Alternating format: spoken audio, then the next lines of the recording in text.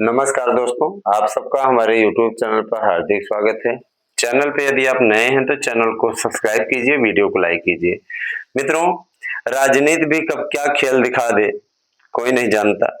और देखिए 10 साल तक भारतीय जनता पार्टी का शासन रहा है। अभी भी वर्तमान में मुख्यमंत्री योगी आदित्यनाथ डटे हुए हैं एक योद्धा की तरह। 10 साल में इन्होंने पूरे प्रदेश को बदलने का काम किया है। ये बात तो एकदम सत्य है, इसको कोई चाहे माने चाहे ना माने। 10 साल का एंटी इनकम्बेंसी है, बात सही है। इसमें अखिलेश यादव ने, है ना, जो राम मंदिर चढ़ावा वाला मुद्दा उठाया, तो जनता के बीच में जो भी पत्रकार बंधु जा रहे हैं वो योगी आदित्यनाथ को क्लीन चिट दे रहे हैं सीधे तौर पे। अब जो विरोधी हैं, जिन्होंने कभी वोट नहीं दिया है, वो कभी वोट नहीं देंगे। ठीक, तो इसमें क्या है, योगी आदित्यनाथ के विषय में पूछा जा रहा है कि आप इसके लिए जिम्मेदार मानते हैं। मैंने एक बार आप लोगों को ये वीडियो दी थी, दूसरे उसी परिप्रेक्ष्य में दूसरा एपिसोड है ये। तो उनका साफ तौर कहना है कि बिल्कुल 95% ऐसे हैं जो कि कहते हैं हम किसी भी प्रकार से योगी आदित्यनाथ को इसका जिम्मेदार नहीं मानते, क्योंकि सीधे सीधे वो तो इससे जुड़े नहीं है। उन्होंने मंदिर बनवाया, उसके बाद ट्रस्ट की स्थापना लोगों ने की, और उसके बाद ट्रस्ट के लोगों ने अपने आप कैंडिडेट चुना, सारी चीजें की। सरकार थोड़ी ना नियुक्त की है, सरकार ने बस बनवाया और उसके बाद में फिर अपनी जिम्मेदारियों से मुक्त हो गई। ट्रस्ट के पास में सारा काम था, तो ट्रस्ट ने जो किया है किया है। अब सबसे बड़ी चीज ये कि इस समय Yogi Adityanath anti incumbency factor से बचने के लिए हाड़ तोड़ मेहनत कर रहे हैं। क्योंकि अब देखिए 200 से ज्यादा कैंडिडेट का वो टिकट भी काटने जा रहे हैं पिछले वालों में, जिनमें केतकी सिंह का नाम प्रमुखता से निकल कर सामने आ रहा है। अभी कुछ दिन पहले उन्होंने डिम्पल यादव की प्रशंसा की थी। योगी आदित्यनाथ ने साफ कह दिया कि अगली बार इनको टिकट नहीं मिलेगी, साफ तौर कह दिया कि आप जाना चाहें तो समाजवादी पार्टी में ज्वाइन कर सकती, कोई दिक्कत नहीं है। दूसरी बात यह है कि एक बात और कि बहुत से ऐसे अभ्यर्थी हैं, है ना, बहुत से ऐसे उम्मीदवार जो कि बार बार समाजवादी पार्टी कार्यालय का चक्कर लगा रहे हैं, हमको टिकट मिल जाए। बहुत से ऐसे अभ्यर्थी उम्मीदवार हैं जो भाजपा की ओर दौड़ा लगा रहे हैं, और जिनको ये उम्मीद हो रही है कि ना भाजपा में टिकट मिलेगा ना सपा में, तो वो कांग्रेस और बीएसपी की ओर दौड़ा लगा रहे हैं। बीएसपी ने बीजेपी के ब्राह्मण वोट बैंक को अपनी ओर खींचने के लिए ब्राह्मण कार्ड चला है। सतीश मिश्रा को इस मोर्चे पर लगाया गया है। अब देखिए, सबसे पहले कि 10 साल तक भारतीय जनता पार्टी की सरकार रही, उसमें जो अराजकता इत्यादि थी समाजवादी पार्टी की सरकार में, जिसे जंगल राज कहा जा रहा था, उन सबको दूर करके योगी आदित्यनाथ ने एक नया स्तंभ स्थापित किया है। और अब योगी आदित्यनाथ इस दिशा में लगे हुए हैं कि जितने खाली पद हैं उन्हें भर लिया जाए, ताकि प्रतियोगियों के बीच में जो समाजवादी पार्टी किसी भी प्रकार से अफवाह फैला रही है कि भर्ती नहीं की, भर्ती नहीं की, उस आक्रोश को दूर किया जा सके।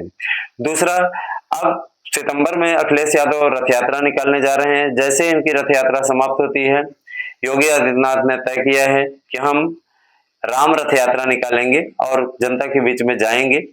तब तक आरोपियों को सजा भी हो चुकी होगी, और जनता के बीच में हम ये रखने का प्रयास करेंगे, रखेंगे कि हमने, ये लोगों ने गलती की तो इसका खामियाजा इन लोगों को भुगतना पड़ा। तो ये बहुत बड़ा टास्क है, और सरकार इस दिशा में बहुत ही सार्थक तरीके से आगे बढ़ रही है। योगी आदित्यनाथ का टारगेट है तीसरी बार सरकार बना लो, तीसरी बार सरकार बनते ही समाजवादी पार्टी का अस्तित्व समाप्त हो जाएगा।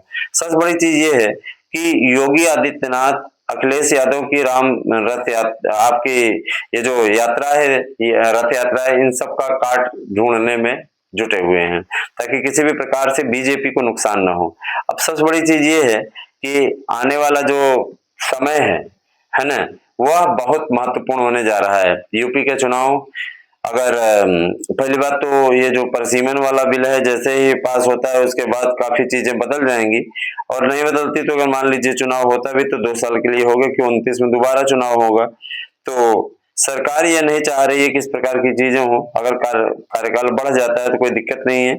सबसे बड़ी चीज ये कि दोस्तों, इस समय जो कंपटीशन चल रहा है दोनों दलों के बीच में, वो अब आक्रामक रूप ले चुका है, और गाली गलौज तक पे लोग उतर आए हैं, है ना। भारतीय जनता पार्टी की तरफ से तो कम, लेकिन समाजवादी पार्टी की तरफ से ज्यादा इस प्रकार की चीजें देखने को मिल रही हैं। मैं ये स्पष्ट कर देना चाहता हूं कि जो इस समय दोनों दलों के बीच मची हुई है कलह, भारतीय जनता पार्टी इस मुद्दे को बार-बार अपने सामने, जनता के सामने रखना चाह रही है अपने मुद्दे को, कि देखिए इनके शासनकाल में कितना जंगल राज था, हमने उसको समाप्त किया, माफियाओं पर कड़ी कार्रवाई की और चैन की नींद आज जनता सो रही है। साथ ही साथ केंद्र सरकार की योजनाओं को, जब ये इनकी सरकार थी तो इन्होंने कोई योजना नहीं आप उत्तर प्रदेश में लागू की थी, जब हमारी 17 में सरकार बनी तो हमने लागू किया और बहुत से ऐसे गरीबों को इस समय लाभ मिल रहा है। तो आप हमारी सरकार ले आइए, अन्यथा आपको याद होगा कि उत्तर प्रदेश में हर महीने दंगे होते थे और दंगों का एक इतिहास बन गया था, है ना। तो दोस्तों जाहिर सी बात है, शाहीन बाग आप भूले नहीं होंगे, जिस टाइप से समाजवादी पार्टी की सरकार में जब ईद इत्यादि होती थी मंदिरों को ढक दिया जाता था, वो कोई भूला नहीं है। दुर्गा पूजा के समय में मुस्लिम तय करते थे कैसे दुर्गा माता की मूर्ति विसर्जित होगी, वो तय करते थे। याद रखिएगा, इन्हीं लोगों ने तालाब बनवा करके वहां पे गड्ढा बनवा करके वहां पे दुर्गा माता की मूर्ति को प्रवाहित करने का नियम बनवाया। मुसलमान जो चाहते थे वो करा लेते थे, अखिलेश यादव कठपुतली थे। ऐसा प्रचारित करने जा रहे हैं इस समय योगी आदित्यनाथ। तो आप क्या सोचते हैं, आप कमेंट करके जरूर बताइए। 10 साल के एंटी इनकम्बेंसी फैक्टर से क्या भारतीय जनता पार्टी उभर पाएगी? अगर उभर पाएगी तो कितना? आप अपना विचार अवश्य दें। क्या तीसरी बार भारतीय जनता पार्टी आ सकेगी? आप अपने विचार अवश्य व्यक्त करें और अगर चैनल पर नए हैं तो प्लीज चैनल को सब्सक्राइब करें, वीडियो को लाइक करें, शेयर करें और हमसे जुड़े रहिए लेटेस्ट खबरों के लिए। धन्यवाद, थैंक यू।